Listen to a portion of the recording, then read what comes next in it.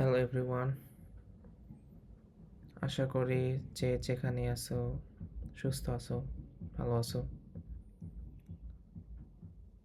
HSC 24 page কোটা মুভমেন্টের কারণে তোমাদের পরীক্ষার ডেট ক্যান্সেল করা হয়েছে অ্যান্ড পরীক্ষা যে কবে নাগাদ হইতে পারে তা অনেকটাই অনিশ্চিত। সো ফার্স্টে আমরা জানি যে বন্যা পরিস্থিতি, দেন কোটা মুভমেন্ট। সো তোমাদের হচ্ছে আসলে কি করা উচিত এই মতাবস্থায়? সো ফার্স্ট অফ অল হচ্ছে তোমাকে হচ্ছে রিভিশন কন্টিনিউ করা উচিত। আমি জানি যে জিনিসটা অনেক বেশি বোরিং। আমি নিজে হচ্ছে এইচএসসি 20 ব্যাচ। সো করোনার কারণে হচ্ছে আমার এইচএসসি পরীক্ষা কখনো অনুষ্ঠিত হয় নাই। বাট যখন হচ্ছে 23 মার্চ প্রবাবলি আমাদের এক্সামটা ক্যান্সেল করা হয়। সো বিভিন্ন নিউজ দেন ইউটিউব ভিডিওতে দেখা জাস্ট মনে হইতো যে হয়তো বা এই 1 মাস পরে পরীক্ষা। সো দেখা যেত যতবারই হচ্ছে প্রিপারেশন নিতাম ততবারই পরীক্ষা ডেট পিছাইতো। সো জিনিসটা অনেক বেশি ফ্রাস্ট্রেটিং। বাট তুমি যদি যে তোমার বাকি এক্সামগুলো আছে ওইগুলোতে ভালো করতে চাও, তোমাকে অবশ্যই হচ্ছে বারবার রিভাইজ দিতে হবে।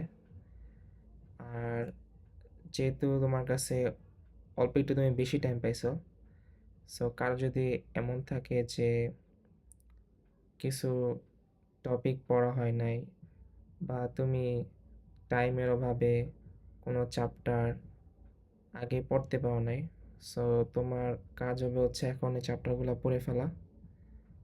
যদিও জিনিসটা কঠিন, কারণ যেহেতু নেটের অবস্থা খারাপ, তুমি চাইলেও ইউটিউব থেকে হচ্ছে ফার্স্ট এখন মানে ইউটিউবে কোনো ভিডিও দেখা যে কভার করবা ওইটা হয়তো পসিবল হবে না।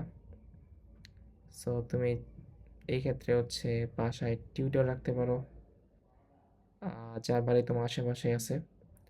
কারণ যেহেতু কারফিউ এখন পুরোপুরি হচ্ছে উঠায় না হয় নাই, সো তোমার আশেপাশে যদি কোনো বড় ভাই থাকে তার হেল্প নিতে পারো।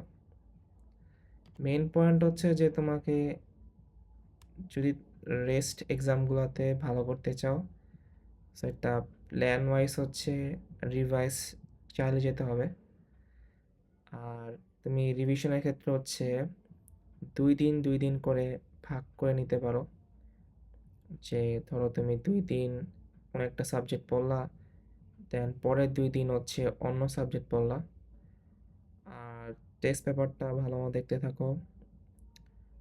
যদি পসিবল হয় বাসায় নিজে নিজে এক্সাম দাও, এক্সাম দেওয়া বেটার। বা কোনো হোম টিউটর থাকলে তার আন্ডারে এক্সাম দিতে পারো। আর বলতে গেলে জাস্ট চালাই যাও, আসলে থেমে যাও না, কারণ তুমি যতবার হচ্ছে মেন বই রিভাইজ দিবা আসলে এই জিনিসটা তোমার অ্যাডমিশনে অনেক বেশি সাহায্য করবে। সো এই যে বারবার রিভিশন দেওয়া, এইটা আসলে বিফল হবে না আসলে, এটা আসলে ফিউচারে কাজে লাগবে। আর যদি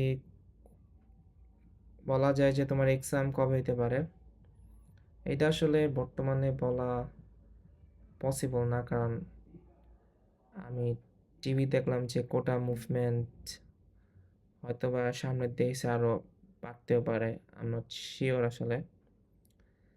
আর এমনিতে হচ্ছে অনেক মানুষের প্রাণ গেছে, যা খুবই অনাকাঙ্ক্ষিত ছিল। সো সবাই একটু সেফ থেকো আর রিভাইজ চালায় যাও। আই নো জিনিসটা অনেক বোরিং, একটা বই হচ্ছে বারবার পড়তে কারোই ভালো লাগে না। বাট ট্রাস্ট মি, তুমি যদি এই বোরিং কাজটা করতে পারো, যা দেখা যাবে হচ্ছে অনেকেই করতে পারবে না, হয়তোবা 20% শিক্ষার্থী করতে পারবে। দিন শেষে দেখা যাবে যখন হচ্ছে এইচএসসি দেন অ্যাডমিশন শেষ হবে, তুমি যে এই বোরিং কাজটা চালায় গেছো দিনের পর দিন, উইকের পর উইক, তুমি ডেফিনিটলি এর একটা ফলাফল পাবা। সো এটাই ছিল মেনলি ভিডিওতে, যে মনোবল হারাও না, জাস্ট পড়াশোনা চালায় যাও। আর তুমি তোমার জায়গা থেকে চেষ্টা করো হচ্ছে সবাইকে হেল্প করার। আর ভালো থেকো, অ্যান্ড বাই বাই।